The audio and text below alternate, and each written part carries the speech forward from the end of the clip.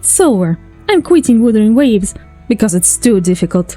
You know, in their atrocious endgame mode, bosses are too fast, they're too aggressive. I can't clear this shit. Don't tell me that it's a skill issue. I'm the most skilled gacha player. So in the recent patch notes there was a little innocuous bit of text. Then that Scar, the boss version from Tower of Adversity to be precise, is gonna be nerfed. Namely, his attack frequency is going to be reduced. I assume that the change only affects the periods between his attack chains. So he will just stand there and do nothing for some time now. Because Scar's attacks are already pretty slow and well telegraphed. Slowing them down will only make them harder to dodge, especially for impatient players like myself. Honestly, even the wolf from the Mount Firmament is faster than him. Of course, the change warranted a negative response from a part of the community. Kuro framed it as improving player experience. But is it really an objective improvement? Are the devs right for nerfing him? Or should they have ignored some players' complaints? After trying the Scar fight in the Tower of Adversity, I can say that the attack speed and frequency are not an issue. And I'm saying this as a complete skillless noob who suffered in every form of the game. Making attacks slower paced will make the fight less engaging.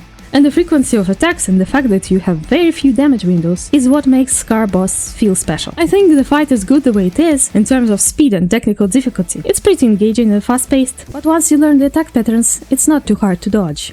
I think endgame bosses should be challenging in this way, and they shouldn't be simple damage sponges. Actually, the fight motivated me to finally learn the proper strategy for Scar, because I was kinda brute forcing the world boss and his elusive realm version. Because I'm lazy, alright? What can be an issue is the fact that this boss is too thick.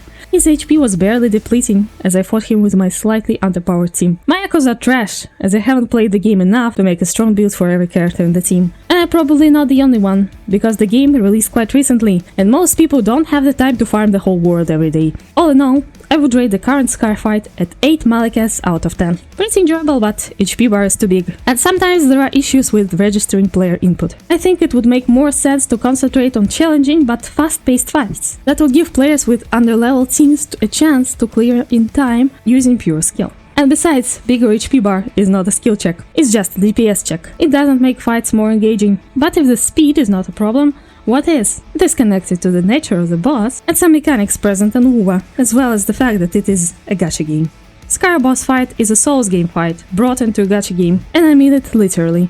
It's just the second phase of Malika's fight from Elden Ring, with some changes. The guy even looks like a beastman from Far Mazula. Give him more discolored and tattered clothes, and he'd fit right in with the boys. So, as this boss fight was brought straight from Elden Ring, it's a very reactive fight, where you mainly watch the boss's attack patterns and try to dodge in time and land your hits in between them. If you try to perform your character's full combo, you fail. If you mindlessly cycle through your rotation, you fail. Fighting Scar is not about performing the correct rotation. It's about correctly timing your hits and dodges. And honestly, I like it for what it is. And quite a few players enjoy this fight too. But Elden Ring doesn't have one thing that Wuwa has: aerial attack combos. And that might be one of the reasons why Scar is getting nerfed. Using aerial attacks against Scar feels pretty miserable. If you play as Chun-Li, for example.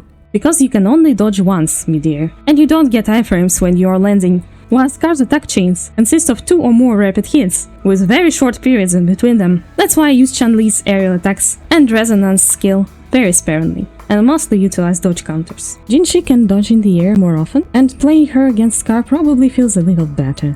But I feel like her aerial dodges are a little bit more clunky than dodges on the ground, and it's easier to get hit. And almost every single Scar's attack can hit you mid-air, because he's freaking tall. Maybe an Elden Ring boss just doesn't work well with some mechanics present in Wuwa, and the devs decided to change him because they realized it. Who knows? But there might be another reason. Wuwa's audience does not solely consist of Elden Ring fans, and the game has also attracted quite a few pure casual gacha gamers who aren't used to this kind of fights. In Genshin, for example, combat is just cycling through your rotation without paying much attention to enemy attacks. There are many ways to simply avoid taking damage without dodging than knowing the boss mechanics. In the current Scar fight, you can't perform your big PP damage combo at once. You have to be careful and wait for the right moment to strike. And I see how it can be unsatisfying for some players. Besides, casual players are not used to frustration as a part of their game experience. They aren't used to restarting again and again and again, getting marginally better every time until you can beat the challenge. And it's fine, many people play just to chill. So the question is, should Kuro cater to the more casual part of the audience? What percentage of their players complained about Scar? Was it the majority or just the vocal minority?